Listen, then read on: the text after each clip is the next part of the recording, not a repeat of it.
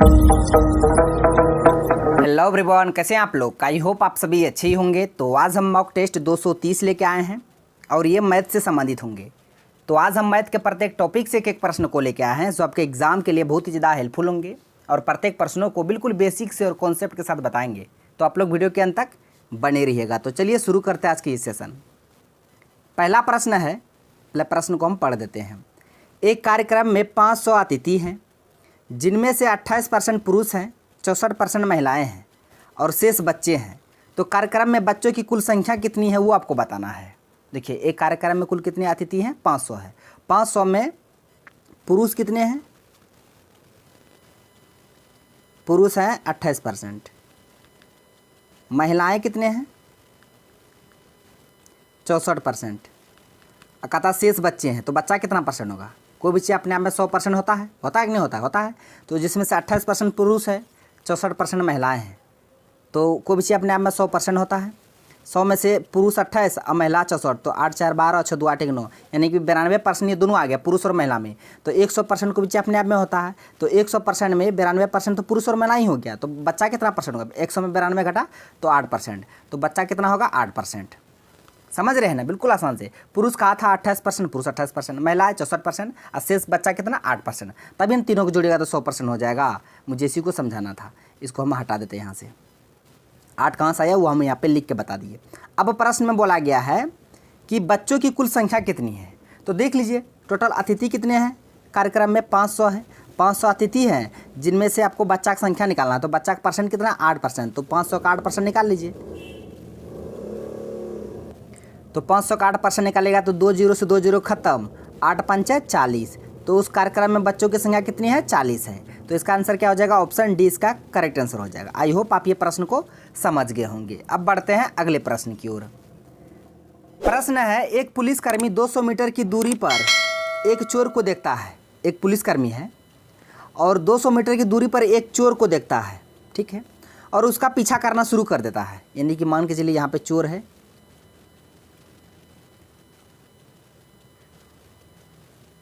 ये चोर है, ठीक है, और ये मान के चलिए पुलिस है।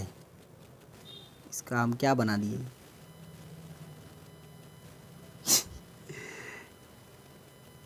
है ना, ये पुलिस है, लोल बना दिए। ये चोर है, ये पुलिस है, बिल्कुल फिगर से। ये पुलिस है, ये थीप है, यानी कि चोर है, ठीक है। ये चोर और पुलिस वाला प्रश्न है। तो देखिए, एक पुलिसकर्मी 200 मीटर दूरी पर एक चोर को देखता है और उसका पीछा करना शुरू कर देता है। पुलिस 9 किलोमीटर प्रति घंटा की चाल से दौड़ता है और चोर 7 किलोमीटर प्रति घंटा की चाल से दौड़ता है। तब प्रश्न में बोला गया है कि पुलिसकर्मी जो पुलिस है कितने समय बाद चोर को पकड़ लेगा। तो देखिए, चोर पुलिस आप का प्रश्न आजकल एग्जाम में पूछा जाता है। तो इसको बनाते कैसे हैं उसको समझिए। हम यहाँ पे पहले फिगर बता दिए। यहाँ पे ये चोर है, ये पुलिस है। तो कितने मीटर दूरी पर देखा पुलिस चोर को? तो यहाँ से यहाँ तक इसकी इसी की दूरी है 200 मीटर। कितना है? 200 मीटर। यानी 200 मीटर की दूरी पर पुलिस चोर को देखता है, ठीक है। यानी यहाँ पुलिस है, यहाँ चोर है। तो 200 मीटर की दूरी पर देखा, तब पुलिस क्या किया? 9 किलोमीटर प्रति घंटा की चाल से उसका पीछा करने लगा और चोर 7 किलोमीटर प्रति घंटा की चाल से आगे दौड़ने लगा। तो प्रश्न बोला गया कितने समय बाद पुलिस जो है वो चोर को पकड़ लेगा। तो हमको समय निकालना है। क्या निकालना है? समय। समय बराबर क्या होता है? दूरी बट्टे चाल। समय बराबर क्या होता है? समय बराबर होता है दूरी बट्टा चाल। देखिए, टोटल दूरी कितना है दोनों के बीच? 200 मीटर है, ठीक है, 200 मीटर। अब यहाँ चाल है। अब चाल क्या रखेंगे यहाँ पे? यहाँ रिलेटिव चाल आ जाएगी, क्योंकि दोनों एक ही दिशा में जाएगी। जब दोनों एक ही दिशा में दौड़ेगा तो चाल घट जाएगा, जब विपरीत दिशा होगा तो चाल जुट जाएगा। हम लोग पढ़े होंगे रिलेटिव स्पीड, आप लोग पढ़े होंगे। तो यहाँ चोर भी उसी दिशा में जा रहा है, पुलिस भी उसी दिशा में जा रहा है, तो चाल घट जाएगा। पुलिस का चाल 9 है और चोर का चाल 7 है, तो 9 में से 7 घट जाएगा, यानी कि दोनों का रिलेटिव स्पीड जो घट जाएगा, ठीक है। और ये किसमें? किलोमीटर पर आवर में है। ये मीटर में है आपका, ये किलोमीटर पर आवर में है। तो इसको भी मीटर पर सेकंड में बदलिए, यूनिट सेम रहना चाहिए, ठीक है। तो आप यहाँ से इसको आगे सॉल्व कीजिए। 200 बट्टे 9 से 7 गया 2, ठीक है। आगे इसी पेज में यहाँ इसको सॉल्व कर लेते हैं।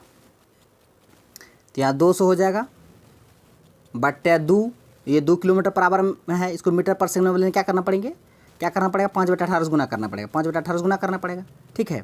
तो यहाँ से देखिए, तो ये 18 ऊपर चल जाएगा, इसको सॉल्व कीजिएगा। तो यहाँ से 200, ये 18 ऊपर चल जाएगा, बट्टे नीचे में 2 और 5 रह जाएगा। तो ये 2 से 100 100 बार में अब 5 से 120 बार में, समझ रहे हैं ना। तो 20 गुना 18 कीजिए, 18 गुना 36, 360 सेकेंड। कितना आ जाएगा? 360 सेकेंड। तो 360 सेकेंड में जो है ना पुलिस वो चोर को पकड़ लेगा। लेकिन प्रश्न में तो यहाँ तो सेकंड में दिया नहीं, मिनट में दिया है। 360 सेकंड बराबर कितना मिनट? 6 मिनट। इसका आंसर ऑप्शन ए हो जाएगा। 1 मिनट में 60 सेकंड, 360 सेकंड आया ना, 360 सेकंड में कितना मिनट? 6 मिनट हुआ ना, तो इसका आंसर ऑप्शन ए हो गया। इस तरह से बनाना पड़ता है, ठीक है। वहाँ पे देखना पड़ेगा कि जो पुलिस चोर है किस दिशा में जा रहा है, सेम डायरेक्शन में जाएगा, चाल घटेगा, जिस तरह हम घटा दिए। फिर चाल को किलोमीटर बराबर में था, इसको मीटर पर सेकंड में बदलने के लिए 5/18 से गुना किया, 18 नीचे था उसको ऊपर ले जाके काट कूट किए, आंसर आ गया 360 सेकंड। अब मिनट में बदलेगा तो 6 मिनट। अगर वीडियो अच्छा लग रहा है तो लाइक भी कर दीजिएगा, ठीक है।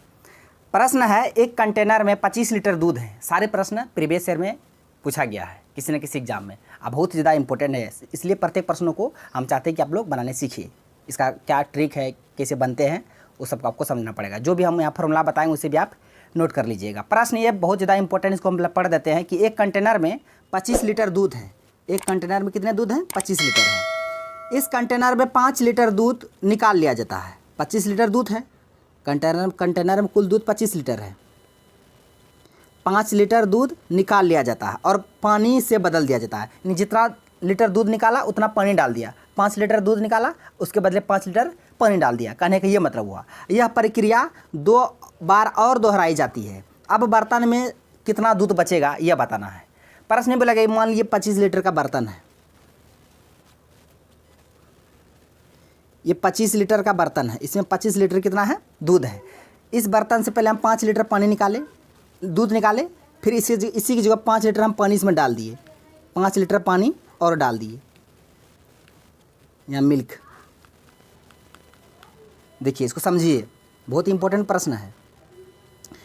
ये मान ली कंटेनर है 25 लीटर दूध का, इसमें से 5 लीटर दूध निकाले, इसी की जगह फिर 5 लीटर पानी मिला दिए। यह प्रक्रिया को और 2 बार दोहराई जाती है। तब जो शेष जो बर्तन है कंटेनर, इसमें दूध का मात्रा कितना होगा वो आपको बताना है। तो देखिए शेष दूध का मात्रा निकालने के लिए ऐसे प्रश्न में जब भी कहेगा ना कि टोटल दूध इतना है, इतना में 5 लीटर निकाला, इस प्रक्रिया को और 2 बार दोहराया गया, और 3 बार दोहराया गया, और 4 बार दोहराया गया, तब जो शेष मात्रा जो दूध का बचेगा उस कंटेनर में वो कितना होगा। तो इस तरह का अगर प्रश्न आपके एग्जाम में पूछेगा तो एक फॉर्मूला है, उसे आप देख लीजिएगा। शेष दूध का मात्रा अगर निकालेंगे हम कितना, शेष दूध का मात्रा उस कंटेनर में, शेष दूध का मात्रा, इसका एक फॉर्मूला होता है, इसको आपको रट लीजिएगा, ठीक है। फॉर्मूला होता है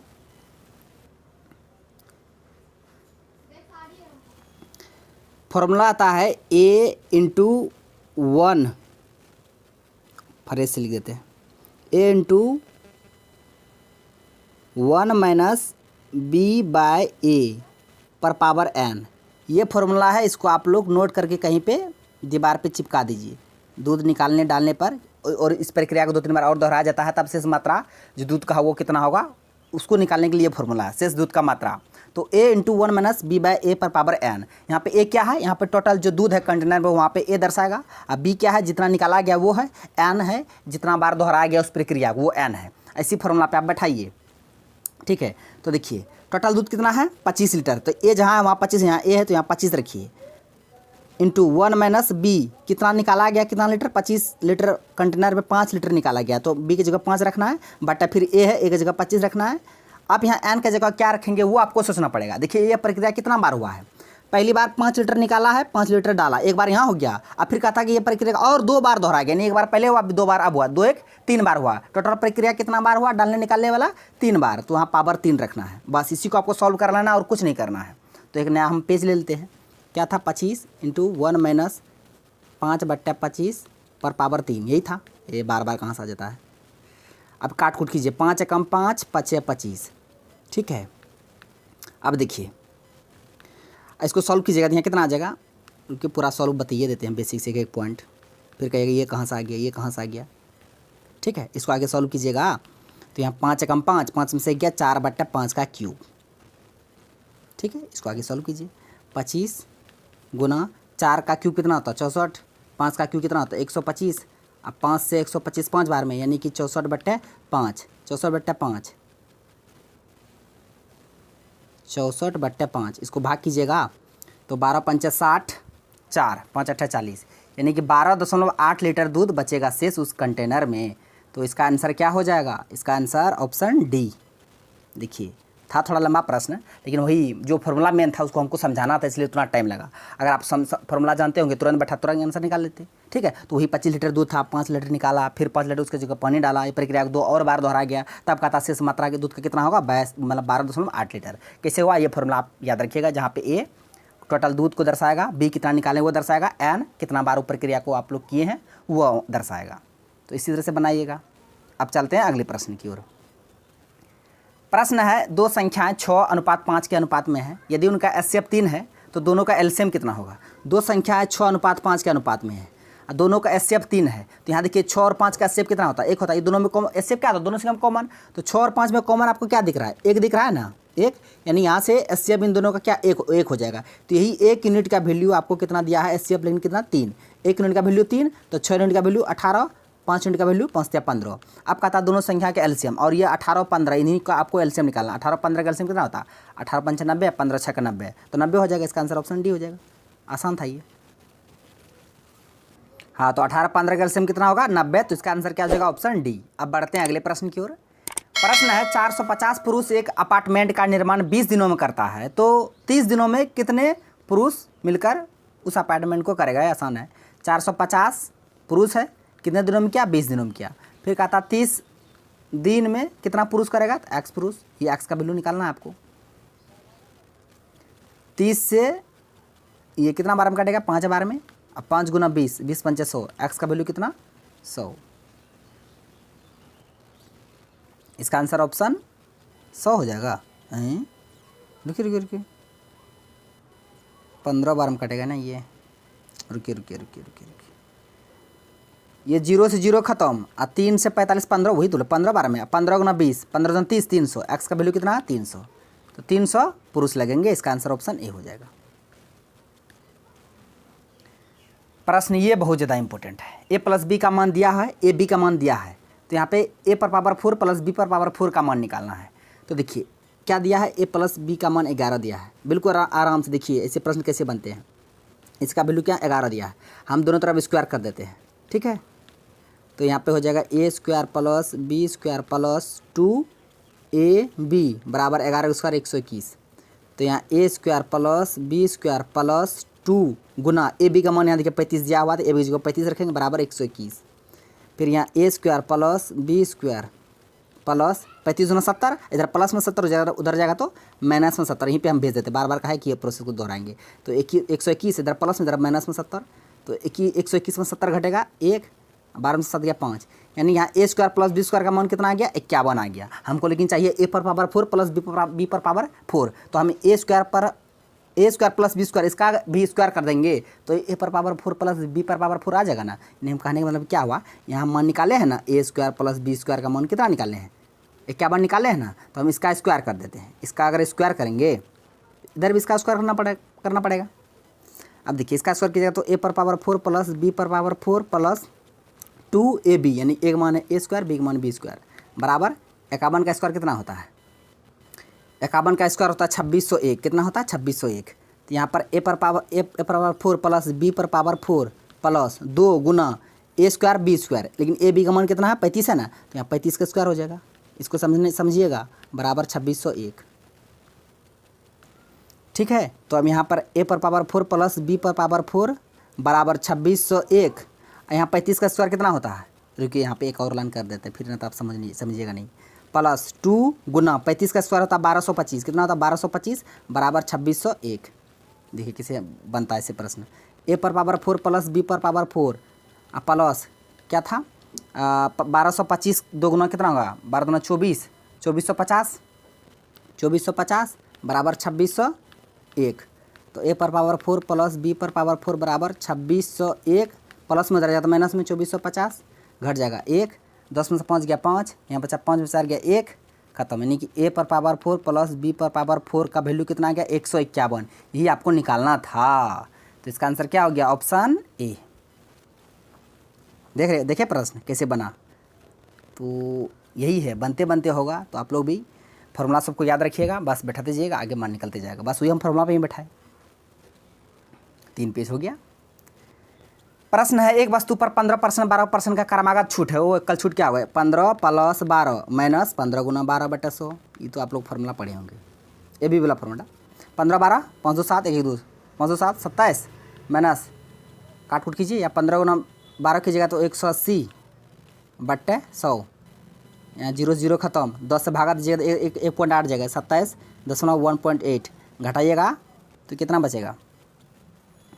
घटाइएगा तो 25.2 आएगा, ये आएगा 26। हाँ, इसका आंसर ऑप्शन बी हो जाएगा। बस ऐसे बनाना है, ये परसेंट में, ये फॉर्मूला याद रखिएगा, ठीक है।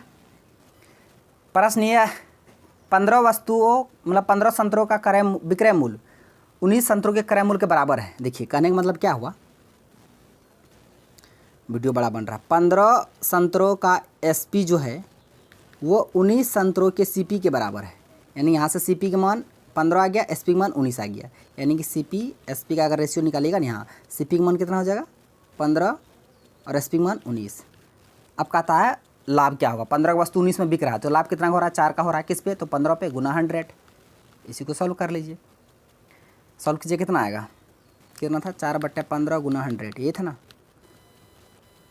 5 3 5 20 20/80/3 भाग कीजिएगा, 3 दूना 6 3 दूना 6 2 3 6 18, यानी 26 पॉइंट कुछ आएगा। 26 पॉइंट, एक ही ऑप्शन में 26 वाला, ऑप्शन सी इसका करेक्ट आंसर। पूरा नहीं करना, जब देख रहे हैं 26 वाला एक ही ऑप्शन में, इसका आंसर ऑप्शन सी हो गया। आसान था ये आज का लास्ट प्रश्न है। इस प्रश्न का आंसर को आप लोग को कमेंट बॉक्स में देना है।